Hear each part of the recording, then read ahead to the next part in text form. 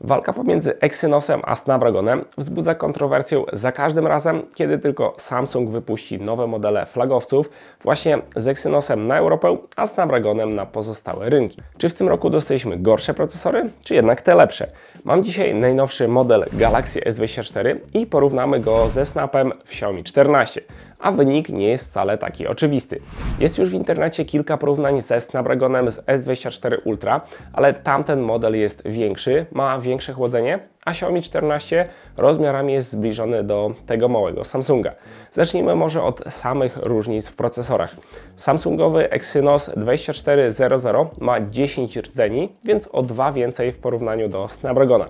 Tylko wcale nie znaczy, że będzie przez to szybszy, bo poszczególne rdzenie mają niższe taktowanie. Do tego jest też różnica w zastosowanej grafice. Samsung zastosował jednostkę X-Clips 940 przygotowaną we współpracy z AMD. A w Xiaomi mamy Snapdragona 8 Gen 3, jest to 8-rdzeniowa jednostka, ale za to z wyższym taktowaniem. Zresztą widzicie wszystko rozpisane na ekranie. Za jego produkcję odpowiada tym razem TSMC i jest on tak samo jak konkurencyjna jednostka wykonany w 4 nanometrach. Tutaj grafika to Adreno 750. Mały minus w suchej specyfikacji na niekorzyść Samsunga to wariant pamięci, który mam do testów, czyli 128 GB wykonany w technologii UFS 3.1.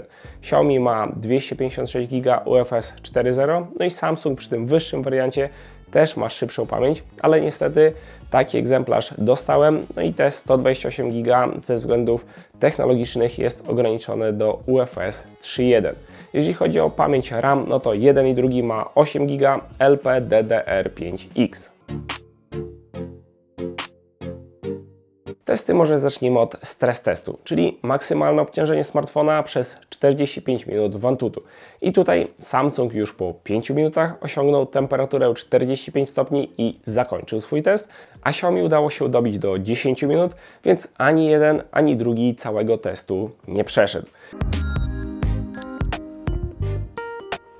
Następnie dałem im chwilę ochłonąć i uruchomiłem standardowy test wydajności w Antutu i tutaj widać, że Samsung ma niższe taktowanie procesora, jest wolniejszy zarówno w pracy jedno, jak i wielowątkowej, co zaraz jeszcze sprawdzimy w innym benchmarku.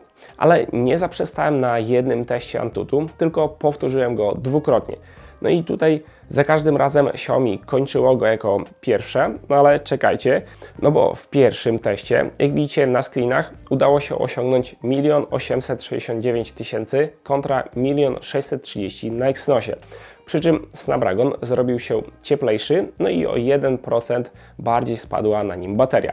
Za to uruchomiony od razu drugi test spowodował przegrzanie się Xiaomi, no i dlatego on się wyłączył jako pierwszy.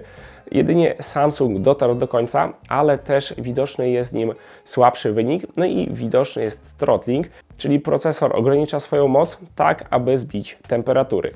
Jedno i drugie urządzenie po wzięciu w dłoń było już naprawdę gorące.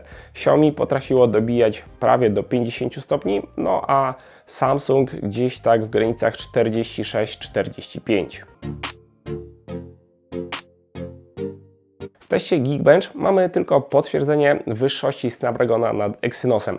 Snap osiąga około 10% więcej punktów, a Exynos w zasadzie po statystykach ma bliżej do zeszłorocznego 8 Gen 2, a nie tej nowej wersji Gen 3.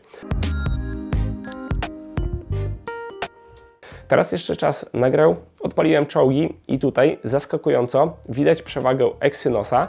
Gra jest uruchomiona na najwyższych detalach z włączonym ray tracingiem i na Samsungu mamy pomiędzy 100 a 120 klatek, a na Snapdragonie jest to przedział pomiędzy 80 a 100, czyli jednak pomoc od AMD przy procesorze graficznym coś tutaj pomogła. Ale i tak jedno i drugie urządzenie po około półgodzinnym, no może godzinnym graniu na najwyższych detalach grzeje się, przez co wydajność zostaje obniżona, aby spadła temperatura. Sprawdziłem też szybkość renderowania pliku wideo. Tutaj Snapdragon wyraźnie lepiej radzi sobie w takich zadaniach. Tak w zasadzie to miałem w ogóle problem, żeby wyrenderować plik wideo na Samsungu. 2 razy próbowałem z 2 różnymi wideo. Te same pobrałem na Samsungu i na Xiaomi. No i na Xiaomi one się renderuje bez problemu, a na Samsungu wywala mi błąd, pokazuje czarny ekran. Nie wiem tak w zasadzie, w czym tutaj jest problem.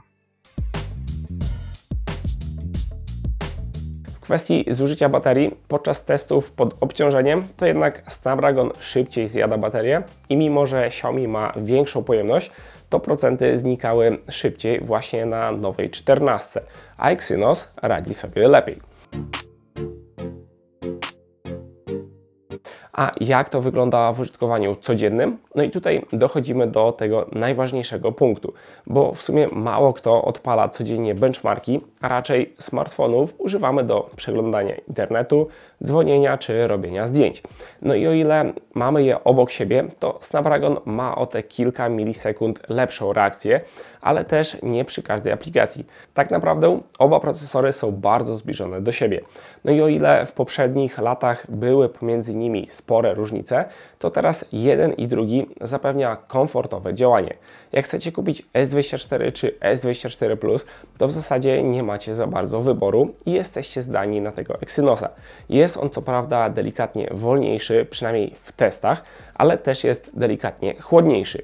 W codziennym użytkowaniu dużych różnic nie uświadczymy, ale Snapdragon jasno pokazał, że jest najwydajniejszym procesorem na rynku. No Exynos chyba nie bez powodu jest pchany do zwykłych modeli, no właśnie Ultra ma Snapdragona i to w dodatku w edycji For Galaxy. Może nie jestem ekspertem w takich testach, ale starałem się w miarę obiektywnie pokazać, jak radzi sobie jeden i drugi model.